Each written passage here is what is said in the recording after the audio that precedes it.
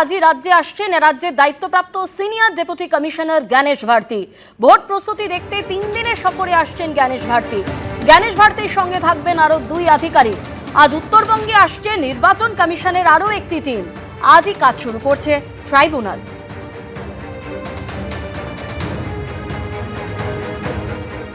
যেমনটা আপনাদের জানাচ্ছিলাম যে আজকে ভোট প্রস্তুতি খতিয়ে দেখতে 3 দিনের সফরে আসছেন জ্ঞানেশ ভারতী। রাজ্যের দায়িত্বপ্রাপ্ত senior deputy commissioner Gyanesh Bharati তিনি এ রাজ্যের ভোট প্রস্তুতি খতিয়ে দেখতে আসছেন 3 দিনের সফরে। জ্ঞানেশ ভারতীর সঙ্গে থাকবেন আরও 2 জন আধিকারিক। অন্যদিকে আজ উত্তরবঙ্গে আসছে নির্বাচন কমিশনের আরও একটি টিম।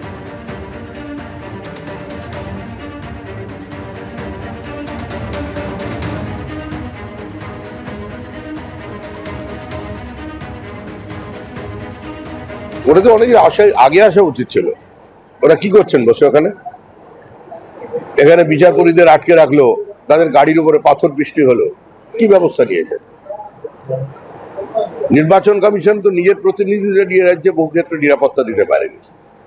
যে প্রক্রিয়ায় রাজ্যে এসআইআর চললো তাতে আমরা সন্তুষ্ট নই। অনেকদিন আগেই এখানে অফিস করে বসে যাওয়া উচিত ছিল জ্ঞানেশ কুমার। আমাদের প্রতিনিধি অনির্বাণ বিশ্বাস এই মুহূর্তে টেলিফোনে আমাদের সঙ্গে রয়েছেন। অনির্বাণ, রাজ্যে বিধানসভা ভোট একেবারে দোরগোড়া এবং ইতিমধ্যেই 3 দিনের সফরে রাজ্যের দায়িত্বপ্রাপ্ত senior deputy commissioner Gyanesh Bharati তিনি আসছেন, তার সঙ্গে 2 জন আধিকারিক থাকবেন এবং একাধিক বিষয় তারা খতিয়ে দেখবেন বলে জানা যাচ্ছে। কি খবর রয়েছে? দেখো, একদমই আজকে কিন্তু 12:40 নাগাদ অন্ডাল বিমানবন্দরে কিন্তু জ্ঞানেশ ভারতী এবং তারই সঙ্গে সঙ্গে আরো এক সিনিয়র ডেপুটি ইলেকশন কমিশনার যিনি তার নাম প্রণব কুমার শর্মা, পবন কুমার শর্মা, তারা কিন্তু আসছেন এবং তারা কিন্তু আজকে 2টি দলে ভাগ হয়ে মোট 8টি জেলায় কিন্তু তারা এই পর্যালোচনা বৈঠক, ভোট প্রস্তুতির পর্যালোচনা বৈঠক, সেই বৈঠক করবেন। তোমাকে জানিয়ে রাখবো যে প্রথমেই কিন্তু জ্ঞানেশ কুমার আজকে অন্ডাল বিমানবন্দরে নেমে তিনি পশ্চিম বর্ধমানের তিনি ডিএম অফিসে যাবেন এবং সেখানে গিয়ে কিন্তু আজকে ভোট প্রস্তুতি নিয়ে বৈঠক করবেন। আমরা যেমনটা জানতে পারছি সেই বৈঠকে কিন্তু বর্ধমান জেলার যিনি অবজারভার রয়েছেন, পুলিশ অবজারভার রয়েছেন, তারা উপস্থিত থাকবেন, পুলিশ কমিশনার থাকবেন, এমনকি তার পাশাপাশি ডিইও অর্থাৎ ডিস্ট্রিক্ট ইলেকশন অফিসার যিনি থাকবেন তারাও থাকবেন, পুলিশ সুপাররা থাকবেন। সবাইকে নিয়ে কিন্তু ভোট প্রস্তুতি কিরকম সেই ভোট প্রস্তুতি বৈঠক করবেন। এরপর কিন্তু আগামীকাল তিনি পূর্ব বর্ধমান এবং হুগলি পরপর 2টি বৈঠক করবেন ভোট প্রস্তুতি নিয়ে এবং তারপর তিনি কলকাতায় ফিরে আসবেন। তার পরের দিন কিন্তু তার উত্তর 24 পরগনা নিয়ে একটি বৈঠক হওয়ার কথা রয়েছে। স্বাভাবিকভাবে তিনি নিজে 4টি জেলার ভোট প্রস্তুতির বৈঠক তিনি করবেন। অন্যদিকে কিন্তু আমরা জানি যে তার সঙ্গে যিনি আরও এক সিনিয়র অফিসার আসছেন, যিনি senior deputy chief election commissioner তিনি আসছেন, তার নাম হচ্ছে পবন কুমার শর্মা। তিনিও কিন্তু আজ অন্ডাল বিমানবন্দরে নেমে তিনি চলে যাবেন বীরভূমে এবং বীরভূমে গিয়ে আজ বিকালেই কিন্তু তিনি বীরভূমের ভোট প্রস্তুতি, সেই ভোট প্রস্তুতি খতিয়ে দেখবেন এবং তা নিয়ে কিন্তু পর্যালোচনা বৈঠক করবেন জেলা নেতৃত্ব এবং তার পাশাপাশি পুলিশের উচ্চপদস্থ আধিকারিকদের সঙ্গে। এবং তারপর তিনি নদিয়া যাবেন, মুর্শিদাবাদ যাবেন, এমনকি তার কিন্তু দক্ষিণ 24 পরগনা জেলারও ভোট প্রস্তুতি বৈঠক, সে বৈঠক করার কথা রয়েছে। অর্থাৎ নির্বাচন কমিশনের তরফ থেকে কিন্তু একদিকে যেমন দফায় দফায় প্রচুর সংখ্যা কেন্দ্রীয় বাহিনী নিয়ে আসা হচ্ছে, ঠিক তেমন ভাবেই ভোট প্রস্তুতিতে যাতে কোথাও কোনো খামতি থেকে না যায় তার জন্য কিন্তু নজরদারি চালানো হচ্ছে। ধন্যবাদ অনির্বাণ।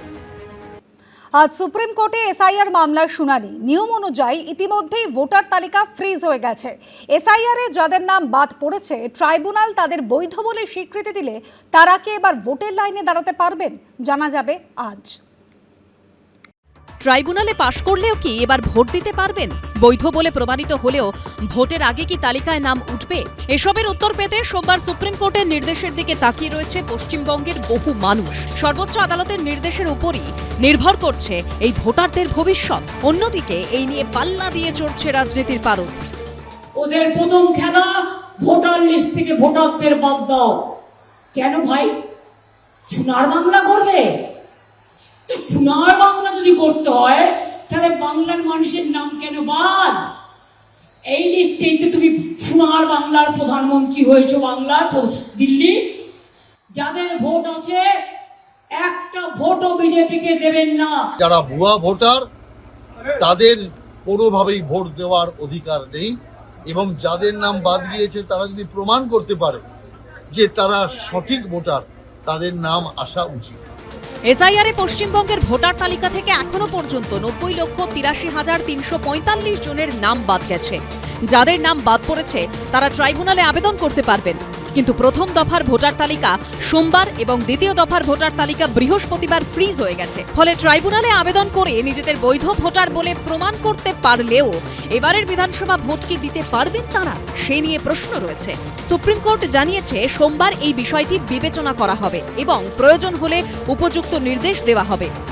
নির্বাচন কমিশনের দায়িত্ব হচ্ছে অবাধ নির্বাচন করানো, কিন্তু প্রথমেই তারা ফেল্ড এই কারণে যে পশ্চিমবঙ্গে লক্ষ লক্ষ মানুষ এসআইআরের নামে ভোটদান থেকে বঞ্চিত হচ্ছে।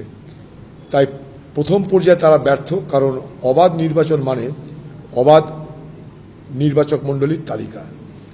সেটা যদি সম্পূর্ণ না হয় তাহলে অবাধ নির্বাচন আমার মতে অসম্পূর্ণ।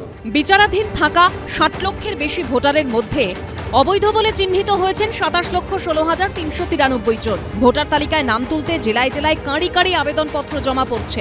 জোগাড় Shyamaprasad Mukherjee national institute of water and স্যানিটেশনের এই ভবনে সেসবের নিষ্পত্তি করতে তৈরি হয়েছে ট্রাইব্যুনাল হেডকোয়ার্টার। রবিবার পরিকাঠামো খতিয়ে দেখেন কলকাতা হাইকোর্টের প্রধান বিচারপতি সুজয় পাল। সঙ্গে ছিলেন জুডিশিয়াল অফিসার ও নির্বাচন কমিশনের আধিকারিকরাও। জেলায় জেলায় যেসব আবেদনপত্র জমা পড়েছে সেগুলি সহ অনলাইনের আবেদনপত্র সব এসে পৌঁছবে জোকার এই ট্রাইব্যুনাল হেডকোয়ার্টারে। এখানেই 19 জন জুডিশিয়াল অফিসার ভোটারদের নথি খতিয়ে দেখবেন। একজন অফিসার পিছু 3 জন করে এডিএম পদমর্যাদার আধিকারিক তাদের সহযোগিতার জন্য থাকবেন। এছাড়াও 200 জন মাইক্রো অবজারভার কাজ করবেন। নির্বাচন কমিশন সূত্রে খবর, সম্ভবত সোমবার থেকেই কাজ শুরু করবে ট্রাইব্যুনাল। অন্যদিকে সোমবারই 3 দিনের সফরে আসছেন এ রাজ্যের দায়িত্বপ্রাপ্ত senior deputy commissioner Gyanesh Bharati. উত্তরবঙ্গে আসছে নির্বাচন কমিশনের আরও একটি টিম। তার আগে রবিবার এসআইআর এর নামবাদের প্রতিবাদে পথে নামল দেশ বাঁচাও গণমঞ্চ। এটা একটা নোংরামি করছে, নোংরামি, যেহেতু ওদের হাতে পাওয়ারটা নির্বাচন কমিশনকে দিয়ে দিয়েছে, আর এই নির্বাচন কমিশনার রেফারি হয়ে পশ্চিমবঙ্গে এসে নিজেই খেলতে শুরু করে দিয়েছে। এই খেলাটা হবে না, এই খেলাটা খেলতে পারবে না ওয়েস্ট বেঙ্গলে। ওদের যে অত্যাচার, ওরা আসার পর যে টর্চার আরও বাঙালির উপর শুরু হবে, সেটা ভয়ানক হবে, এটা আমরা বুঝতে পারছি। একই ইস্যুতে সরব হয়েছে the educationist forum West Bengal. Article 142 कहता है कि न्याय के लिए सुप्रीम कोर्ट कुछ भी कर सकता है, सारा देश का कानून को साइड में रख सकता है, कहता है न्याय के लिए जरूरी है। और सुप्रीम कोर्ट ने उसको इन्वोक किया है इस केस में। ये जो जुडिशियल एडजुडिकेशन प्रोसेस, इसका कहीं कानून में कोई प्रावधान नहीं है, सुप्रीम कोर्ट ने आर्टिकल 142 के तहत किया है। तो अगर वो आर्टिकल 142 के तहत वो कर सकते हैं तो आर्टिकल 142 के तहत ये भी कर सकते हैं। সব মিলিয়ে ভোটের দিন 10 আগেও এসআইআর নিয়ে প্রশ্ন বিতর্ক চাপানো তো থামছে না। অনির্বাণ বিশ্বাস, আশাবুল হোসেন ও শান্তনু নস্করের রিপোর্ট, এবিপি আনন্দ। এবিপি আনন্দ, এগিয়ে থাকে, এগিয়ে রাখে।